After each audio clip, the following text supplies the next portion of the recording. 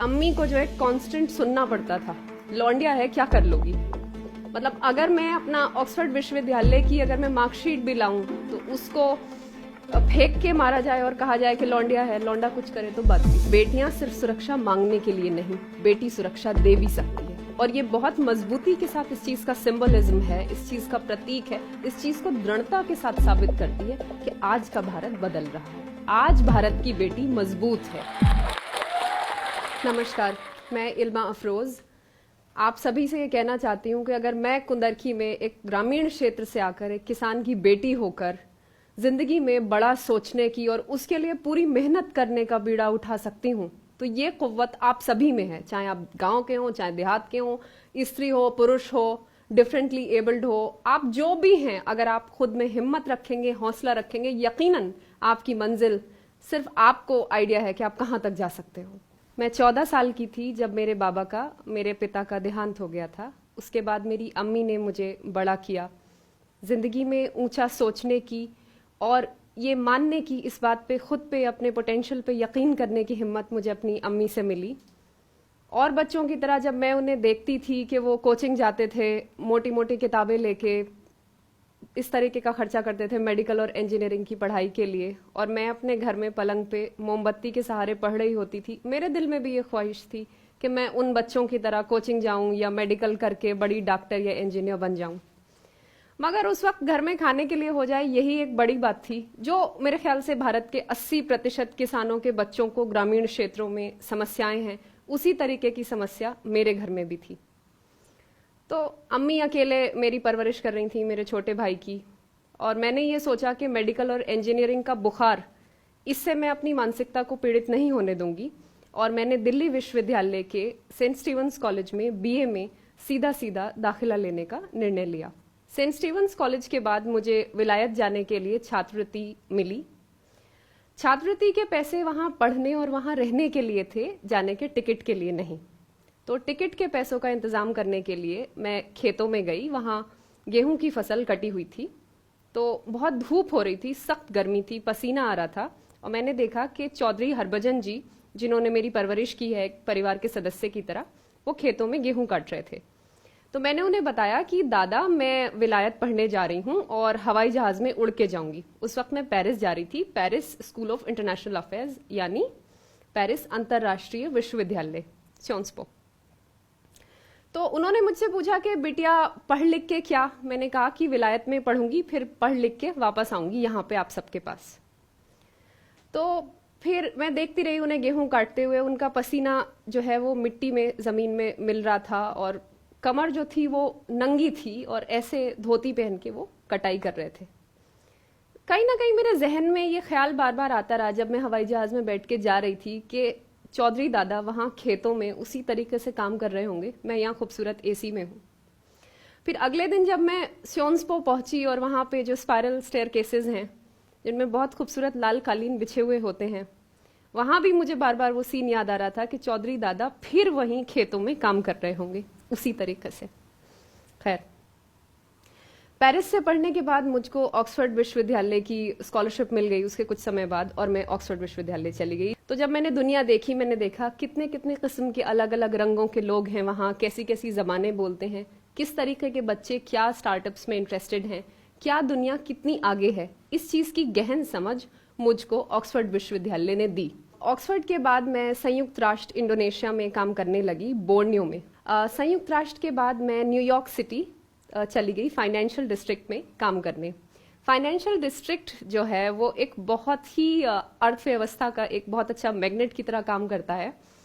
और मेरा जो कमरा था वो 42वें माले पे था, वॉल स्ट्रीट जो एरिया है उसमें। तो 42वें माले पे, और जो उसकी जो दीवार थी वो शीशे की थी, और रात को टेम्परेचर -13 डिग्री हो रहा था और बर्फ पड़ रही थी।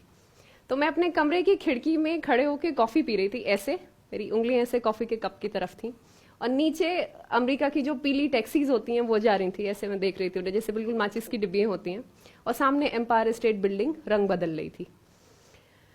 तो उसमें इत्तेफाक से उस दिन वो लोग जो सेलिब्रेट कर रहे थे वो कई रंगों में उसको रखते हैं, तो उस दिन इत्तेफाक से वो रंग जो था वो केसरिया हरा था। तो मैं देख रही थी वो रंग बदलते हुए एम्पायर स्टेट बिल्डिंग को।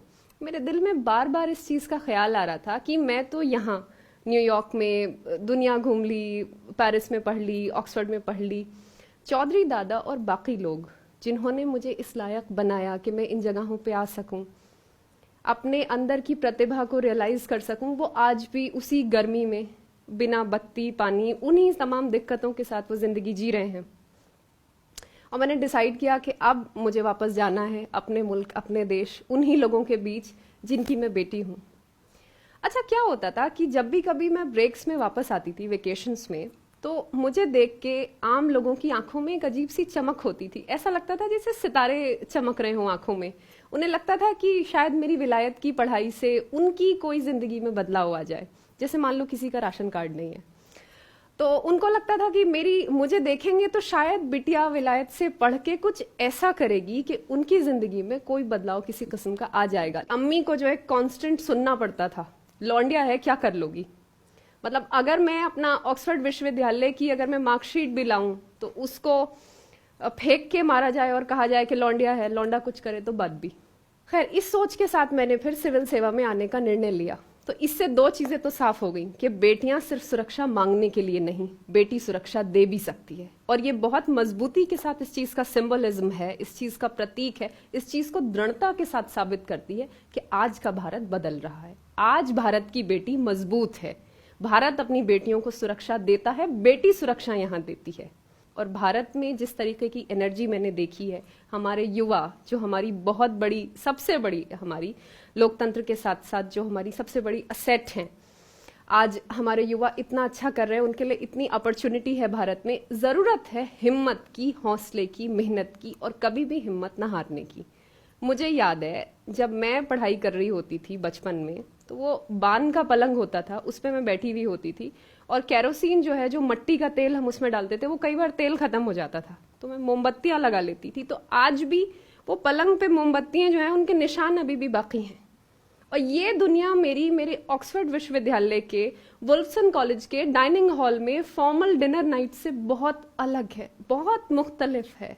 ऑक्सफोर्ड विश्वविद्यालय के, ऑक्सफोर्ड यूनियन के पर्पल टर्टल बार की सेटिंग से मेरी जिंदगी की, कुंदरकी की सेटिंग बहुत अलग थी। क्योंकि जब मैं अम्मी को वहां से कॉल करती थी, अम्मी से पूछती थी, अम्मी इंसुलिन का इंजेक्शन आपने रेफ्रिजरेटर में रखा कि नहीं, तो बत्ती तो है नहीं, तो वो क्या करती थी, वो एक बाल्टी लेके उसमें बर्फ रख के इंसुलिन का इंजेक्शन लपेट के रख देती थी। मेरी जिंदगी विलायत की, विदेश की, मेरी हिंदुस्तान की जिंदगी से बहुत अलग।